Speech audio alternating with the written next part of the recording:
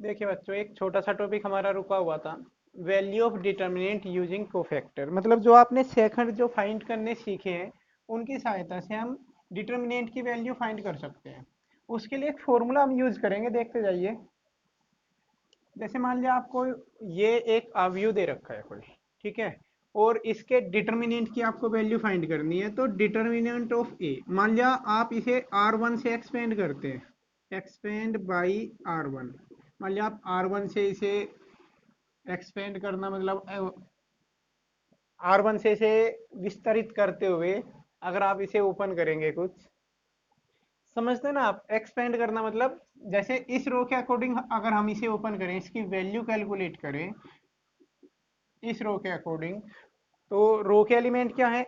A11, A12, A13। तो होता क्या है, जब हमें डिटर्मिनेंट को फैक्टर का यूज करना हो तो उसके अकॉर्डिंग फॉर्मूला ये बनता है कि एलिमेंट इनटू उसी के कोफैक्टर, सेकंड एलिमेंट इनटू इसी सेकंड एलिमेंट के कोफैक्टर, और third element into third element के कोफैक्टर। इस तरीके से फॉर्मूला बनता है हमारे पास कि जिस रो से भी या जिस कॉलम से भी आपको एक्सपेंड करना है, उसी रो या उसी कॉलम के एलिमेंट इनटू उनके साथ उन्हीं के कोफैक्टर। जैसे A11 इसके साथ, सॉरी A11 ही आएगा ये, A12 इसके साथ A12, A13 तो इसके साथ कैपिटल A13। स्मॉल A11 तो एलिमेंट को रिप्रेजेंट करता है, कैपिटल A11 उसके कोफैक्टर को। जैसे अगर मैं इसी फॉर्मूले को मैं लिखना चाहूँ, सपोज एक्सपेंड बाई C2, किसी ने कहा कि C2 के अकॉर्डिंग ये फॉर्मूला लिखिए आप। तो जैसे हम C2 को देखेंगे, C2 ये है सेकंड, ये है ना C2, तो इसका एलिमेंट है A12 into capital A12, plus next element है A22 इंटू कैपिटल A22, और सबको ऐड करना है, वो नहीं है प्लस माइनस प्लस वाला सिस्टम नहीं है, सब प्लस में ही रहेंगे। And plus A32 and A32, ये हो जाएगा आपका, ठीक है। तो इस फॉर्मूले का यूज करके आपको अगर डिटर्मिनेंट की वैल्यू निकालनी है, उन्हीं के ऊपर है ये तीसरा, चौथा और पांचवा क्वेश्चन। तो पांचवा तो जो है आपका ये ट्रू फॉल्स टाइप से का जो एमसीक्यू दे रखा है, उसे देखते हैं एक बार।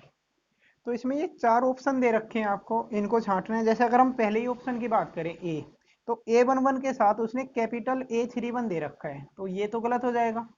अगर बी की आप बात करें, A11 कैपिटल A11, A12 के साथ कैपिटल A21 दे दिया, ये भी गलत हो जाएगा। तो इस तरीके से आपको देखना है, दो कंडीशन बस ध्यान रखनी है कि वे एलिमेंट किसी एक रो या किसी भी एक कॉलम के होने चाहिए, इसके साथ साथ जो भी एलिमेंट है इनटू में उसी का कोफैक्टर चलता है। तो इसमें ऑप्शन आपका करेक्ट हो जाएगा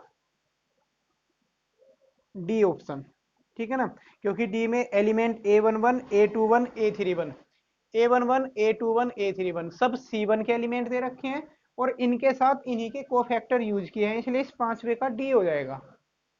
अब मैं आपको क्वेश्चन नंबर थर्ड करके दिखाता हूँ। जैसे थर्ड होगा बिल्कुल सिमिलर उसी मैनर में क्वेश्चन नंबर फोर्थ होगा। देखिए इसने कहा है कि सेकंड रो का यूज करके आपको इस डिटर्मिनेंट की वैल्यू फाइंड करनी है, सेकंड रो के कोफैक्टर का। तो सबसे पहले आप आइडेंटिफाई करिए सेकंड रो कौन सी है। तो ये है सेकंड रो, इसके अंदर तीन एलिमेंट है। इस एलिमेंट को हम बोलते हैं A21, ये होगा A22 और ये होगा A23। तो सबसे पहले आपको इन एलिमेंट के कोफैक्टर फाइंड कर लेने होंगे, A21, A22 और A23। जिस रो या जिस कॉलम के अकॉर्डिंग उसने हमें एक्सपेंड करने के लिए बोला है, तो उसी के कोफैक्टर आप फाइंड कर ले। सेकंड रो के कोफैक्टर ये होंगे, अगर आपको A21 लिखना है तो -1 की पावर 2 + 1। आप ये सेकंड रो और पहला कॉलम छोड़ देंगे, सेकंड रो पहला कॉलम छोड़ दिया, ये यहाँ से मिलेगा आपको 3823।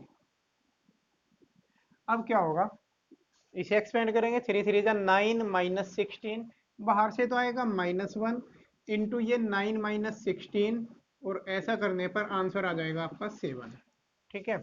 इसी तरीके से A22 कैलकुलेट करेंगे, -1 की पावर 2 + 2, और फिर सेकंड रो और सेकंड कॉलम आप छोड़ देंगे यहाँ पर 5813, ये मिलेगा आपको।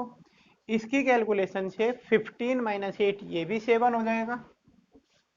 फिर आप A23 कैलकुलेट करेंगे तो -1 की पावर 2 + 3, ये रो और ये कॉलम छोड़ दिया आपने, क्या बना 5 3 1 2, ये बन जाएगा यहाँ पर 5 3 1 2, सही है ना। अब आप कैलकुलेशन करेंगे, यहाँ से आपको -7 मिल जाएगा कैलकुलेशन के बाद, 10 - 3 होगा 7, बाहर से एक माइनस आएगा तो -7 हो जाएगा।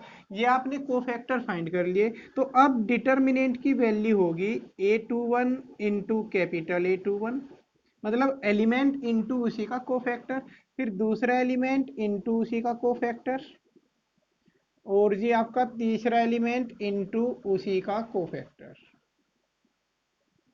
अब A21 की वैल्यू है 2 इंटू कैपिटल A21 की वैल्यू है 7, प्लस A22 की वैल्यू 0 इंटू कैपिटल A22 की वैल्यू 7, फिर प्लस A23 की वैल्यू 1 इंटू कैपिटल A23 की वैल्यू होगी -7, और इस कैलकुलेशन से आंसर आ जाएगा आपका 7।